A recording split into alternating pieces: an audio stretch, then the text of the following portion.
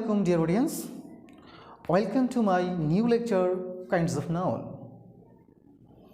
I hope all are well by the grace of Almighty Allah, and I am also well by the grace of Almighty Allah. Today I am going to discuss about kinds of noun, and I also hope that you have done my previous lecture that based on parts of speech. So now start our today's lecture, kinds of noun.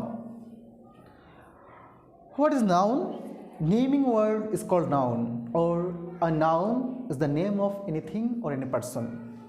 অর্থাৎ কোনো ব্যক্তি বা বস্তুর নামকেই noun বলে, অর্থাৎ নামবাচকতা বোঝালে সেটা noun.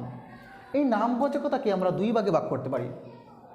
One is concrete noun and another is abstract noun.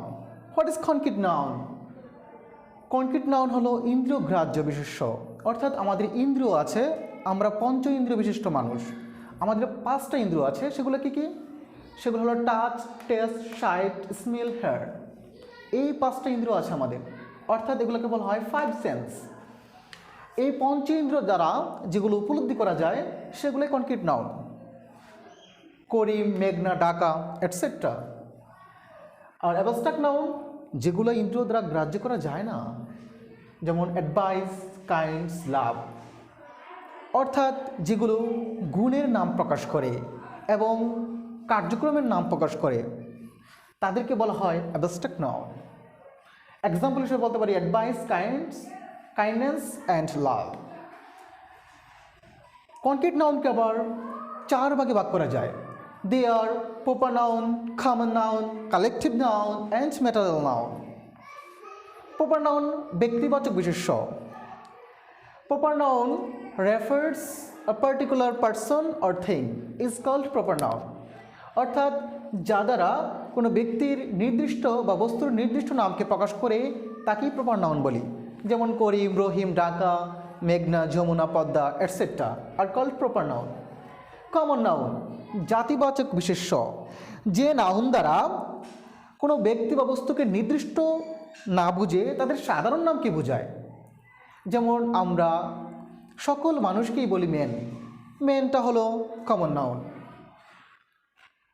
তারপরে আমরা সকল বইকে, বিভিন্ন বইকে আমরা এক নামে ডাকি, সেটা হলো বুক, বুকটা কমন নাউন। এখন আসি আমরা কালেকটিভ নাউন, অর্থাৎ সমষ্টিবাচক বিশেষ্য। যে নাউন সমষ্টিবাচকতা প্রকাশ করে, গ্রুপ প্রকাশ করে, টিম প্রকাশ করে, সেই নাউনগুলোকে আমরা বলবো কালেকটিভ নাউন। অর্থাৎ এক্সাম্পল হিসেবে বলতে পারি team, class, gang etcetera. And what is material noun? Material noun হলো বস্তুবাচক বিশেষ্য। A noun which denotes matter or substance is called material noun.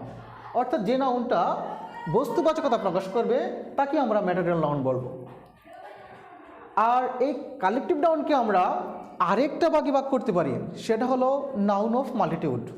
অর্থাৎ যদি কালেকটিভ নাউন তাদের বিচ্ছিন্ন অর্থ প্রকাশ করে, নিজ নিজ অর্থ প্রকাশ করে, তারা ভেঙে গিয়ে আলাদা আলাদা অর্থ প্রকাশ করে, তাদেরকে আমরা নাউন অফ মাল্টিটিউড বলবো।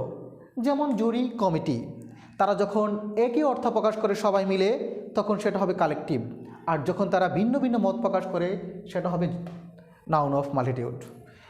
আর আমরা প্রপার, কমন এবং কালেকটিভ নাউনকে একসাথে কাউন্টেবল নাউন বলতে পারি। অর্থাৎ যে নাউনগুলো গণনা করা যায় তাদেরকে বলা হয় কাউন্টেবল নাউন। এই কাউন্টেবল নাউনকে আমরা দুই ভাগে ভাগ করতে পারি, সিঙ্গুলার অ্যান্ড প্লুরাল। আমরা আসি অ্যাবস্ট্রাক্ট নাউন আর ম্যাটেরিয়াল নাউন।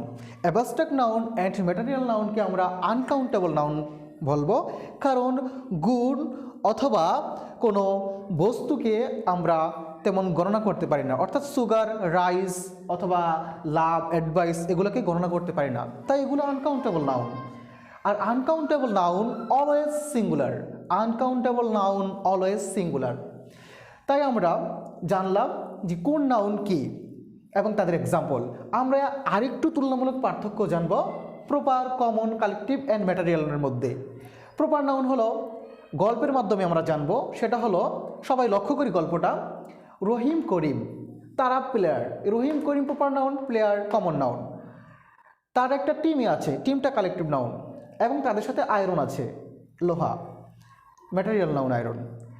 তারপর আসি আরেকটা এক্সাম্পল, প্রপার নাউন হলো অগ্নিবীণা, হ্যামলেট, দুটা বইয়ের নাম, বুক কমন নাউন, এবং এইগুলো আছে লাইব্রেরিতে, লাইব্রেরি কালেকটিভ নাউন। অ্যান্ড এগুলো তৈরি হলো গিয়ে পেপার দিয়ে, এই পেপারটা ম্যাটেরিয়াল নাউন। তাহলে আমরা এই তুলনামূলক পার্থক্যর মাধ্যমে আমরা জানতে পারলাম নাউনের তুলনামূলক পার্থক্য কেমন হয়, কোন নাউনটা কী হতে পারে।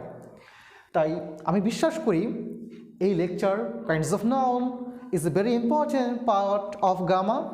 আমি আশা করি যে এই লেকচারের মাধ্যমে আপনারা সত্যিই উপকৃত হবেন এবং এই ভিডিওটা বারবার দেখবেন এবং আপনারা নাউনের যে কনফিউশন আছে সেগুলো দূর করতে পারবেন, এই আশা এবং বিশ্বাস রেখে আজকের মধ্যে এখানে বিদায় নিচ্ছি। আল্লাহ হাফেজ, সে পর্যন্ত ভালো থাকবেন।